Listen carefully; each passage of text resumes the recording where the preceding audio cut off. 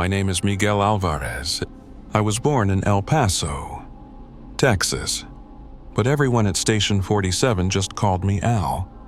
Maybe it was easier on their tongue, or maybe Miguel still felt too foreign, even inside a federal facility built in the middle of a desert that no one cared to map properly. It was Thursday, February 13th. The year 2025, my first solo night shift since my promotion. The guys had clapped me on the back like I had earned something.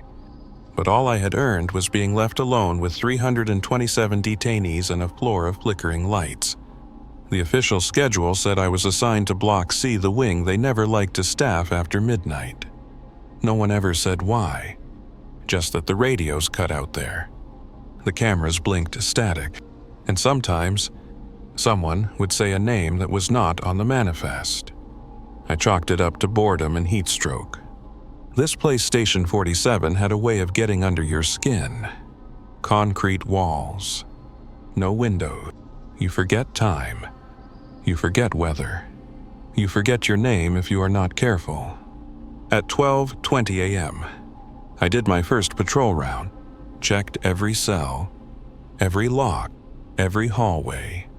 Everything was as it should be, until I reached the utility hall behind Storage Room E, where they kept old metal cots and broken fingerprint scanners. I was following a buzzing sound like one of those old transformers humming too loud, and noticed a small door tucked behind a stacked row of plastic tubs. No sign, no lock, just rust and an odd draft of cold air from the floor beneath it. That door was not on any of the orientation maps they had shown me, and I had walked these halls for over 2 years. I pressed my ear to the metal.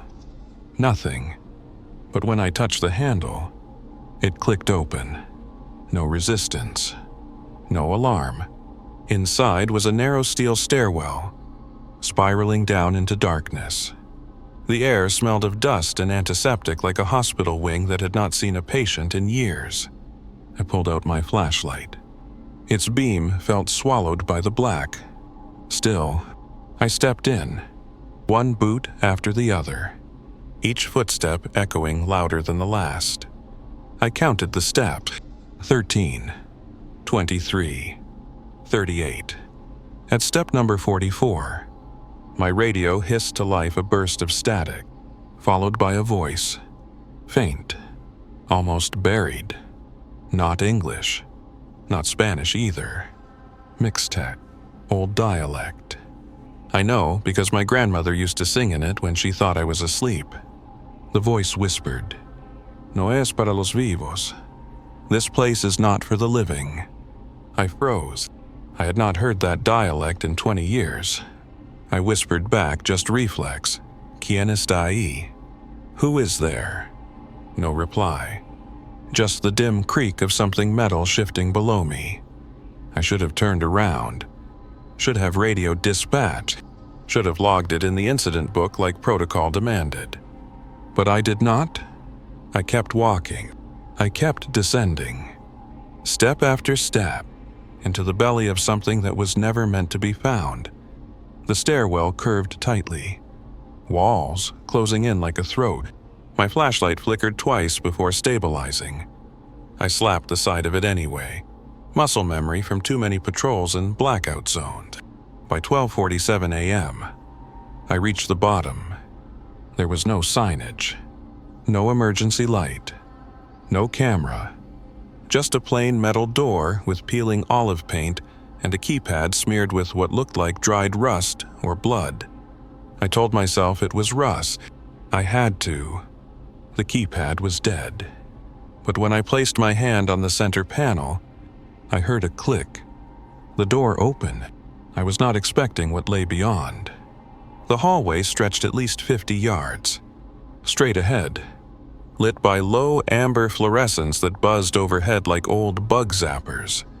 The air was heavy like walking through soup laced with formaldehyde. Walls were painted in that military shade of green, chipped and bubbled in places, and stenciled across the far end in faded white letters, USAF Quarantine Vault. My gut clenched. U.S. Air Force. Why would anything military be under an ICE detention center? I stepped forward slowly, boots echoing on the concrete. The air grew colder with each step. About halfway down, I saw another sign on the right side wall, barely visible under grime. Containment B-19. Entry restricted. Level 6 clearance required. I had never heard of anything called B-19. The door beneath the sign was reinforced steel, probably 6 inches thick, with no window. Only a biometric scanner which glowed red as I approached. But then, something else caught my eye. On the wall-mounted panel beside the scanner, a small display blinked to life. It read, Occupancy 27. Status Unresolved. I blinked. 27 what? We had no detainees below ground. No overflow holding units were approved in this facility. I knew the numbers. I had memorized the damn layout for my supervisor exam. And yet, this screen was not lying. It pulsed with quiet authority, as if daring me to open that door and count them myself. I reached for my radio. Dead. Not static. Not interference. Just nothing. Like the signal itself had been swallowed. I took one step back. The hallway suddenly felt longer than before. Like I had been lured in, and the walls were waiting to close behind me. Then came the sound. Low. Wet. A scraping like nails dragged across sheet metal.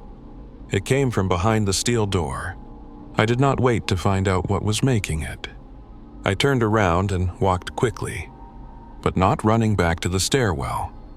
Each light I passed flickered off behind me, one by one. I reached the bottom of the stairs at 12:58 a.m. I climbed faster than I should have, chest heaving, legs burning. When I emerged back into the utility hall and slammed the hidden door shut, the buzzing from the transformer box had stopped. Everything was silent. Too silent. I checked my radio again. Online. Dispatch was crackling in, asking if I had completed my sweep of Block C. I lied and said yes. But I wrote something in my personal log that night, a habit I picked up in the Army to keep myself honest. One line only. There are 27 people down there, but they are not on the books, and something is keeping them there. I did not sleep when I got home. I returned to Station 47 the following night, Friday, February 14th, arriving at 5:42 p.m., Valentine's Day. Some of the younger guys joked about my night shift like I was avoiding someone. They had no idea how much I wished that were true. I signed in and made my way to the control center, a narrow concrete room lined with monitors, blinking LEDs, and the constant hum of HVAC vents. I nodded to Torres, the shift tech, and asked if I could review maintenance blueprints and storage access logs. Doing some deep cleaning already, he said, raising a brow. It is not even spring. I shrugged, just curious. Something felt off down in the C-wing last night. Torres handed me a tablet, already logged in. I searched for everything tagged B-19, containment, or sublevel. Nothing came up. Not a single mention. I refined the search to historical layouts, going back to 1996, the year the facility was built. Still nothing. I tried vault, USAF, and even stairwell behind storage E, and finally, a single entry appeared, a PDF file. No name, just a string of numbers and letters that read as Project Grackle 412 C-67B, unlisted facility.doc. The thumbnail showed schematics with 2 basement levels, neither of which were included in any of the official orientation binders. My hands went cold. I tapped it open. The screen flickered once. Then a warning message popped up. Access restricted. Clearance level 6 required. Override YN. Before I could even press yes, the tablet shut off. Torres looked over. "You good?" I nodded too quickly. "Battery died." He handed me a charging cable, but I did not plug it in. Instead, I walked out of the control room, tablet still in hand, and went down to the archive room, an off-limits filing basement that most guards avoided because of the rat problem. I had been issued a secondary key months ago when I helped with a misfiled deportation case. I closed the heavy door behind me and switched on the desk lamp.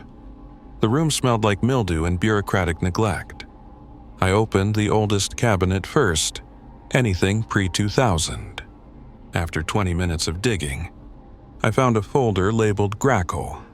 Inside were printed photographs, memos, and several forms marked Top Secret Eyes Only.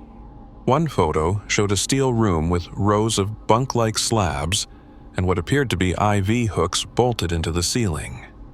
The annotation read, "Containment B19, initial occupancy. 27. Population. Migrant Acquisition Batch Bravo 7. Status. Containment achieved. Consciousness disruption. Partial." Another document had a handwritten note scrawled in the margin. "Subjects retain spiritual cognitive function despite sedation. Do not allow them to speak in native tongues. Language triggers resonance." I stared at that last line for a long time. Resonance. What the hell had this place been used for? Then, taped to the back of the folder, I found a list of names. 27 of them. None had last name, just first name. Places of origin, and dates all from the year 1962. Some were familiar. Some were from towns in Guatemala, Honduras, Oaxaca. But what turned my stomach was what I saw scrawled next to the last name on the list. Miguel A. Deferred. Incomplete sensitivity response. I stared at it for a long time. Breath frozen. Miguel A. The same initials as mine. The handwriting was different from the rest, darker ink. More recent. A correction. That was not me, right? I was born in 1983. That list was over 60 years old. But something about it made my skin crawl, as if I had read my own name on a gravestone that had not yet been carved. The fluorescent light above flickered once, then again, then went out entirely. The following night, Saturday, February 15, I was back at Station 47 by 6:00 p.m. I had not slept more than 2 hours. My hands were shaking, and the inside of my mouth tasted like copper. My brain kept replaying that list, the 27 names, the hand-scrawled note that said Miguel A. Deferred, and that damn photo of the steel chamber with IV hooks. I should have taken the night off. But I needed to know if what I saw was real. I needed to know if there really were 27 people still down there. By 11:32 p.m., I was alone in the control center. Torres had gone out back for a smoke. I checked the cameras for Block C, just static, same as the night before. That was my excuse. I headed back toward the storage room E with my flashlight and a backup battery pack. The hallway was silent. Lights dimmed, but as I approached the hidden door again, the transformer buzz had returned louder this time, like something behind it was humming through the wires. I opened the door, descended the spiral stairwell, reached the bottom. 12:28 a.m. The keypad on the first door was dead. I laid my palm flat against the center like before. Click. The door opened again. The hallway, still bathed in that sick amber glow, was unchanged. But the temperature was different. Colder. More humid. Like a meat locker that someone had tried to heat from the inside out. I stepped forward, past the faded military stencil quarantine vault, and approached containment B19. The occupancy display still blinked. Occupancy. 27. status, unresolved, but now, beneath it, a third line had appeared. Last activity, 12:17 a.m. That was 10 minutes ago. I pressed my ear to the steel door. At first, silence. Then, a rhythmic sound. Thump, thump, thump. Not mechanical, not machinery.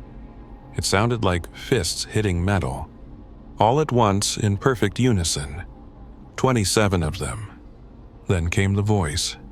A woman's voice, soft but echoing, not over intercom. Not from inside a speaker, but through the metal itself, like her words were pressed into the steel. She spoke in Mixtec, clear and ancient, and I understood every word. Abre la puerta, nunca cruzamos. Nos tomaron. Open the gate. We never crossed. We were taken. The moment she spoke, the last word taken, the walls trembled. A metallic groan echoed down the hallway, as if the door had flexed outward, not inward. My flashlight flickered violently, then cut out. Pitch black. Something brushed my shoulder cold, wet, like skin dipped in ice. I staggered back, hit the wall behind me, and felt my ID badge tugged from my chest, clean off the lanyard. No hands, no motion, just gone. Then the light returned. Fluorescence hummed back to life. My flashlight rebooted. The hallway looked exactly the same, except now, my badge was lying neatly folded on the ground in front of the vault door. But it was not the badge I had worn in. It looked similar. Same ICE logo. But no photo. No name. Just a serial number engraved along the bottom. Agent 0466 Alpha. I picked it up. The laminate was warm. Too warm. As if someone or something had just pressed it to their chest. I backed away slowly. When I reached the stairwell, the buzzing above had stopped. The transformer was silent. I climbed fast, 2 steps at a time. Did not look back. And as I reached the top and shut the door behind me, I swear I heard it. A scream. Not of pain, but of memory. Like someone remembering how they died. Sunday, February 16th. I arrived at Station 47 at 5:50 p.m. 2 hours earlier than required. I told my supervisor I wanted to get ahead of some reports. Truth was, I could not sit still at home. Not after what I had heard the night before. I kept that blank ID badge in my back pocket. It felt like a lie I had not earned a badge for someone that did not exist. Or maybe had stopped existing a long time ago. I headed straight for the camera archive room. Located behind the Eastern Operations Office, the one no one used because the AC vent screamed when the heat kicked on. Inside, I keyed into the backup surveillance server. It was older tech, still ran off digital tape reels. 24-hour rotation. Auto-deleted every 10 days unless flagged. I scrubbed backward to 12:15 a.m. The night before. Focused on Sector B19. The hallway camera had been down. That much I knew. But the infrared feed, the one they only used during facility lockdowns, had stayed on. And it had recorded something. I clicked play. At 12:17 a.m. The timestamp matched exactly what I saw outside the vault. The feed showed the interior of containment B19, which should have been pitch black. But the infrared showed detail. Too much detail. 27 human-shaped figures stood upright, evenly spaced in rows. They were not moving, not swaying, not even breathing. They stood like statues, eyes open, mouths closed, each one staring directly into the camera, as if they knew it was there, as if they had always known. My fingers trembled as I paused the footage, zoomed in. Their eyes had no shine, no reflection, just void, like the camera was showing me the absence of soul. I hit play again. At 12:18 and 43 seconds a.m. One of them, the woman I had heard, tilted her head slightly to the left, then took one step forward. Her mouth opened, but there was no sound on the feed. She raised a finger slowly, deliberately, and pointed directly at the camera. Then all 26 others mimicked her movement. All 27 stood in unison, arms raised, pointing at me or at whoever was watching through the screen. Then, one by one, they began to mouth something. No sound, just shape. I could read it clearly. You work for them, but they left us with you. I ripped the headphones off my ears. My pulse was hammering. I checked the metadata of the footage where the system logs who accessed it, who flagged it, who last viewed it. The last viewer before me had been 19 years ago. An agent named Keller, now retired. I remembered the name he used to work second shift, then suddenly disappeared from rotation. Rumor was he had a breakdown and moved to Alaska. I scrolled to the end of the clip. The final frame showed the same woman stepping forward again, but this time, there was something behind her, something not visible in infrared. A shape, huge, crouched. Its outline flickered like static, like it was there and not there at the same time. And then the feed glitched out. I tried to rewind, the system refused. I tried to export the footage, access denied. A pop-up message appeared on the monitor. FOIA, restricted, eyes only, clearance, level 6 or above. Then the monitor went black. The lights in the archive room flickered. Then the vent screamed, just like it always did when heat kicked on, except the heater was not running. And beneath that shrieking metal, I heard something else. A low voice, a whisper, buried under the ductwork, hissing in Mixtec. We remember. We still see. Monday, February 17th. I left my shift early that morning. I told dispatch my stomach was off food poisoning from the vending machine tamales. It was a lie, but no one asked questions. By 7:20 a.m., I was on the road, headed east toward the old mission town of El Pilar, a forgotten cluster of churches and shuttered bakeries tucked against the desert hills. I was looking for Father Castillo. He had served as the tactical chaplain at Station 47 during the late 90s, a relic of an older system, when they still believed in spiritual reinforcement during raids or interrogations. A man of faith among men who carried guns. I had heard rumors he left after a nervous breakdown, but one of the old guards said he still tended a tiny chapel out in El Pilar, and that he never spoke of his time with ICE unless you mentioned the ones in the floor. I arrived just before 9 a.m. The chapel was tiny, one room, one bell, one door hanging crooked on old hinges. Sunlight cut through stained glass shaped like thorns, painting blood-colored lines across the pews. No one was inside. I waited, sat, listened. At 9:26 a.m., a man entered from the rear, thin, sunbeaten, balding, but still walked like a soldier. He looked at me and nodded. "You are ICE," he said. Not a question. "Was," I replied. He sat beside me, did not offer a greeting, and did not ask why I was there, just stared at the cross on the altar, like it owed him something. I pulled the blank badge from my pocket, held it out. He did not take it, just looked, eyes narrowing. I went below. I said softly, "Silence. B19. I continued. I heard them. Saw the footage. There were 27.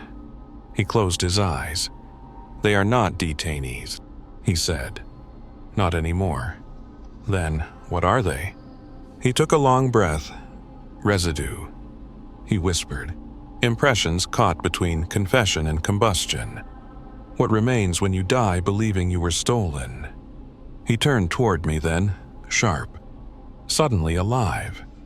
They do not haunt us because they hate us. Agent. They haunt us because we are the only ones who still know their names. I asked about the files, about Project Grackle, about the list. He shook his head. They told us it was experimental crowd control, that we were testing how language interacts with fear. Then his voice dropped lower. But there were things in those rooms before the migrants came. Things older than ICE, older than the facility. Things that wanted to be named, and waited for someone desperate enough to call them by accident. He leaned in close, his breath bitter with burnt coffee and sacrament wine. Do not let them speak in their native tongue, he said. It is not superstition. It is resonance. Language is architecture. And some dialects were never meant to be heard underground. I asked him why the vault still existed, why it had not been sealed off, erased. He looked at the cross again, then said the last thing he ever said to me. Because someone in your chain of command still needs what lives down there. He stood, left. I never saw him again. The chapel bell rang 3 times on its own after he walked out.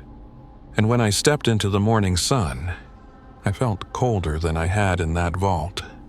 Tuesday, February 18th. I slept in my car the night before, parked outside an abandoned gas station 20 miles from the facility. I did not want to go home. I did not want to explain to my wife why I kept checking my reflection every hour, or why I whispered my own name under my breath to make sure I still remembered it. At 10:27 a.m., I drove back to Station 47. I did not check in at the main gate. I had copied a master key from Taurus's ring 2 weeks earlier, a precaution I had never expected to use. But now, it felt necessary. I waited until 13:30 p.m., when the afternoon staff switched shifts, and the hallway to storage room E was empty. I wore plain clothes. No badge. No radio. No name tag. I opened the hidden door behind the tubs, descended the spiral stairwell. The hum of the transformer was louder than ever, like it was alive, vibrating with hunger. At the bottom, the steel door opened without me touching it. I stepped into the amber-lit corridor. This time, I noticed something new. Along the walls, spaced every 3 feet, were tiny etchings I had missed before, scratched by hand. Primitive. Some were crosses, some were spirals. Others were symbols I did not recognize, but they made my teeth itch just looking at them. I reached containment B19. The display read, Occupancy 27. Status, Unresolved. Interior activity, active 3 minutes ago. I felt it before I heard it, a pressure in the air, like walking into a room where someone had just screamed, but the sound had not caught up yet. I reached into my jacket pocket and pulled out a small digital recorder. Pressed record. I placed my hand on the scanner. It glowed green. Click. The door opened. A wave of cold air hit me like a punch to the chest. The room inside was lit by nothing. But the moment I stepped through the threshold, my flashlight came alive on its own. The beam cut across the chamber. What I saw stopped me cold. The room was massive, at least 50 feet wide. 40 deep steel walls lined with 27 bunk slabs, each spaced perfectly. No bedding, no restraints, no blood. But above each slab hung a small, rectangular frame, suspended by 2 corroded wires. Inside each frame was a photograph, yellowed, curled at the corners. The faces in the photos were blurry, not from age, from movement, like each one had been taken while the subject was turning, mid-motion. Some were crying, some were reaching. One was looking straight at the lens, mouth open in mid-scream. Under each photo was a name, printed in faded ink. First names only: Mateo, Isabella, Julio, Marina, and Miguel. No last names, just places of origin: Oaxaca, Guatemala City, Tegucigalpa, San Luis Potosi. I moved toward one of the slabs. It was perfectly clean, but as I leaned in, my flashlight dimmed, and for half a second I saw something move inside the steel, not on the surface inside. A shadow, like breath caught between layers of metal. I stumbled back. Behind me, something clicked. I turned. The door had closed. I ran to it, slammed my fist against the panel. No response. The scanner was dead. I pressed my ear to the steel, hoping to hear footsteps, radios, anything. Instead, I heard breathing, but not from the hallway, from inside the room. I turned slowly. All 27 slabs were still empty, but the photographs had changed. Now, the subjects were not blurred. They were looking straight at me, eyes wide, mouths closed, except one, mine. A photo of me, standing exactly where I was, flashlight in hand, eyes panicked, and beneath it, Miguel A. Deferred. The moment I saw my own photo hanging above that empty slab, something inside me cracked, not from fear, but recognition. A part of me had always known I did not belong here. I had worn the uniform, learned the codes, memorized the manuals, but there had always been a whisper behind my eyes saying, "You are not one of them. You are one of us." I backed away from my slab and nearly tripped over a small metal case on the floor. It had not been there a moment ago. It was Army issued, dented at the edges, stenciled in faded white. Grackle, Field Unit, Audio Logs, 1962 to 1971. I knelt, opened it. Inside were dozens of reel-to-reel tapes, each labeled with a name, a date, and a code number. I chose the one marked Subject 12, Marina, Session 6, July 17th, 1963. I slipped it into the player, bolted to the side of the case, and turned the knob. The speaker hissed. Then a voice, young, female, Mexican accent. Terrified. "Please, no more questions. I do not know the word you want." Then a second voice, male, calm, American. "Repeat the phrase in your native tongue. Say, I remember the gate. Bum dum dum." Say it in Mixtec. Silence. Then a trembling response. "Naxini, you?" Then screaming. But it was not from Marina. It was from the walls. From the tape itself. A feedback loop kicked in frequencies outside human range. I felt my teeth vibrate, my spine compress. I slammed the tape player off. The reel spun 5 more seconds on its own. When it stopped, I heard a final whisper. They made us open it. With our words. They made us say the names. I stared at the steel floor, at the slabs, the shadows. It all clicked. This was not about incarceration. This was conjuration. They had not just imprisoned people here. They had used them. Language as a trigger. Dialect as a scalpel. They took people who still remembered the old words. Words from before borders. Before colonizers, and they fed those words to something ancient beneath the earth. And that something had answered. My head spun. I backed toward the vault door again, scanner still dead. My badge meant nothing down here. Then I saw it. A terminal embedded in the wall, hidden behind a sliding panel. Screen cracked, flickering. I touched it. It came to life. A login prompt, Clearance Level 6 required. Override protocol. I pressed yes. The screen blinked once, then opened a file tree. Dozens of folders. Hundreds of logs. I selected one marked Containment Failure. B-19, December 5th, 1965, redacted. It opened. Inside was a single sentence. Containment not failed. Containment completed. Host stabilized. Language now resides inside target. 26 bodies expired. 1 deferred. Last update, January 12th, 2024. My blood ran cold. January 12th, this year. Someone had accessed this file just a month ago. Someone still monitoring this place. And someone or something was still in here with me. Then the lights went out. When the lights died, they did not flicker or fade. They snapped out instantly, like the air itself had swallowed them. I was left in a void so complete that I could not tell whether my eyes were open. Then came the sound. Not loud, not even sharp, just a single mechanical click, like a switch being flipped. Then 26 more.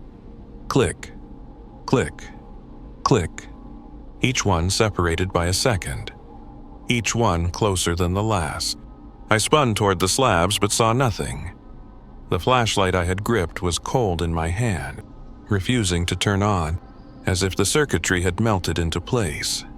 Then, from behind me, a voice whispered in perfect English, "You are the final one." I froze. It had not come from the room. It had come from inside me. The voice was not mine, but it had used my breath. Then I felt movement, not around me, within me. Like a thought that did not belong had uncoiled in my skull. Suddenly, I was remembering things I had never lived. A camp in the mountains. The feel of barbed wire under my fingertips. Being dragged backward by soldiers whose faces were blank as paper. A needle. A slab. A voice whispering, "Say the word." I screamed. I do not remember hearing it, but I remember feeling it like teeth grinding inside my own bones. Then the lights returned. All of them. And I saw that every slab was now occupied. 26 bodies. Standing upright. Unmoving. Eyes open. All of them looking at me. And above each one, the photograph was gone, replaced by a black square. Except one. Mine. Still visible. Still alive. I staggered backward. Pressed my hand against the terminal to try and override the door. The screen now showed a new message. Vocal trigger activated. Phase shift in progress. Receiver. Miguel A. Deferred status. Revoke. Suddenly, the walls trembled.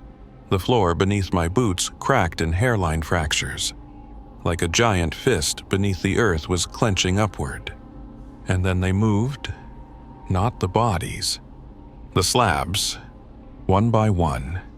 They rotated downward, not like beds, but like keys in a lock, clicking, turning, aligning. And with each one, the room grew hotter, until I saw it. Not clearly, not with my eyes, but in the space behind space. Something was pressing forward, a shape too large to fit in the chamber, but still trying. Its form distorted the metal around it like a heat haze wrapped around pain. Limbs like scaffolding, a torso like a collapsed building. Its face, if it had one, was a mirror shaped like a scream, and it was looking at me, not with hunger, not with anger, but with recognition. It knew me, and I knew it, because it had never left. It had been passed down voice to voice through every survivor who had spoken the wrong name in the wrong place, at the wrong time. And now, I was the last vowel in the incantation. I stumbled back, mouth dry, spine locked. Then the voice returned mine. but not mine whispering inside me again. They tried to bury us, but we were already beneath them. The slabs completed their turn. The floor opened. I fell. I do not remember hitting the ground. I do not remember falling. Only the absence of it, like gravity, gave up, and something else pulled me through. I woke up in a hospital bed. Fluorescent lights, sterile tiles, a plastic ID bracelet around my wrist that read, Miguel Alvarez, ICE medical evaluation, non-admitted status. I was not in the system. No room number. No doctor ever entered. They left food outside the door. Never hot. Never cold. Just neutral. I tried to leave. Found the elevator. Pressed the button. It went down. Only down. I do not know how long I was there. A day. A week. The walls did not have clocks. The windows were backlit with painted light. Not real sun. Then, one day, the door opened. No one entered, but on the tray was a small envelope. Inside was a cassette tape and a note. You are the only one left. Do not forget what you are carrying. There was no player, no instructions. Just that message handwritten in the same ink I had seen on the B-19 file. Deferred. And that is why I'm recording this now. All of this is my confession. Not to a crime, not to a system, but to you, whoever hears this if anyone ever does. Because I need you to understand something before this voice is not mine anymore. They built Station 47 on top of a site older than ICE, older than the Border Patrol, older than the military. It was never about immigration. It was about containment, control, power through belief, because language is not just words. It is architecture. It is how the mind understands what is allowed. The people they took, they were not just detainees. They were keys. Keys to something we should have never tried to unlock. And now, that door is open.